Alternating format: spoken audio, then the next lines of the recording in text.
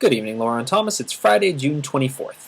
So it looks like this will be the first video in weeks where my technology is actually working the way I want it to. It's a little bit disappointing. In the moment, I had quite a bit to say about, the riots in Vancouver and the reaction to the riots, which I think has been really interesting, and the influence of social media on the whole thing.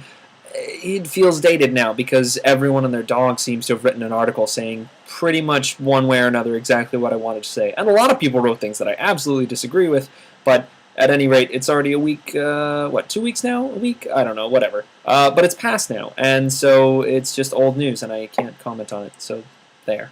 In other news, in an effort to keep my brain exercising, even though I'm now out of school, I've actually been reading a lot more recently. So I reread in rapid succession 2 books, The Picture of Dorian Gray and Brave New World. I'm now working my way through a 3rd book, which is finally a new book that I haven't read, which is David Mitchell's Black Swan Green, which, short version, is very, very good. And you should both read it. Probably after you read his other books, though, because there's a lot of kind of freebies thrown in for fans who have read his other work.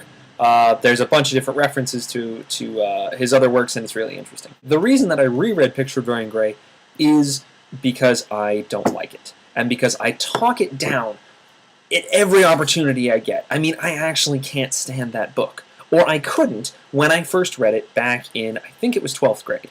Now here's the thing, this is a philosophy that I've been trying to work on and develop over recent years. Arguably, I spend more time on things that I don't like than things that I do like. Allow me to explain. Radiohead is a great example. Everyone on Earth tells me that I should like Radiohead. And as a result, I have given Radiohead so many chances that I'm probably more familiar with a lot of their work and the majority of their discography than a lot of bands that I actually like and would rather listen to. Now, my reasoning behind it is this. If I don't like something, I should be able to tell someone why. Because there's nothing more annoying in a discussion about a piece of creative work to just say, I don't like something, and someone asks why, and then you respond with, I just don't. It's a stupid answer, and it's boring, and it's dull, and it makes discussion go nowhere. So my feeling on the subject is, if I don't like something, I should be able to support it. I should be able to tell someone why I don't like it, and what I have experienced, especially when it comes to musicians, what works I've experienced. If I don't like a director, what movies of theirs I've watched.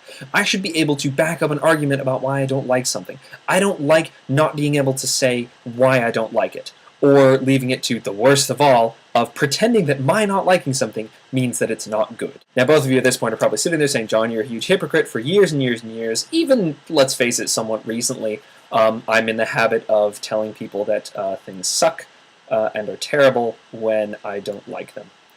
So let me just use this venue to say I'm sorry. I'm trying to change that. And that's all I really have to say on that. But anyway, the reread was very informative for Dorian Gray, because I was able to at least look a little bit more, and granted, I realize I've judged the book somewhat harshly. Again, I read it in 12th grade, I was 18 years old, I thought I knew everything, and the problem is, even as I've gotten older and realized that I don't know anything, the thoughts that I had when I was 18, especially about books and movies and things like that, they take a long time to fade. So even though I'm very willing to be more conciliatory towards works that I have read subsequently and not enjoyed, someone brings up Dorian Gray, and I'm immediately going to start talking down about it. I reread it, and, no surprise to anyone, it's not as bad as I remember it being. I still didn't enjoy it that much. But I feel like I gained a little bit more of an understanding as to why so many people like it, and to some degree what Oscar Wilde was trying to do with the book. And I feel like that's something I actually got to bring away from this reread, which was somewhat rewarding, so I don't feel like I was wasting my time doing it. Brave New World was also really fun to reread, largely because I realized I had forgotten all of the plot, every single part of the plot. As it turns out, the only thing I remembered about the book was the thing about the sleep conditioning of, it's great being a gamma because deltas do boring work and betas are too smart for me and blah, blah, blah. That's the only thing I remembered about the entire book. So it was good to reread it, especially because I've told people over the years how much I like the book. So it's good to reread it and remember exactly what it was about. That's enough of my ramblings about books and things I don't like. Now to business. Brief piece of housekeeping. I have a somewhat radical suggestion, which I would like to put forward, and it is this.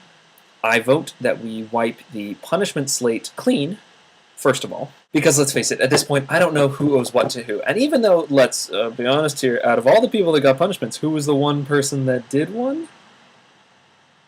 Not that I'm bitter or anything, but let's be honest, at this point, we all owe punishments. I mean, at some point they need to start canceling each other out, and rather than actually go through and track, okay, you didn't do a video then, and so you owe this, and blah, blah, blah, here's what I vote. 0 amount. No more punishments are owed, no more punishments are pending. From here on, we work on a clean slate. That's the thought I have on it. Let me know what you guys think. We should probably try and figure out exactly what we're doing about that. I've got some things to take care of, so I better sign off. Laura, in regards to your video, by the way, I'm almost certain that you and I, maybe it was me and Thomas, I can't remember, we have had the conversation of the idea of Star Wars extended universe novels being canonized fanfiction. It might have been me and Thomas, I'm not sure, but at any rate, I do actually agree. There was no cringing involved, because I 100% agree that's exactly what it is. But I will discuss this further in a later video, I promise you. Thomas, got your email? Didn't see a follow-up video to that email? So, you suck. Hopefully you'll both do videos next week. Thomas, I'm looking at you. And hope you guys have a good weekend.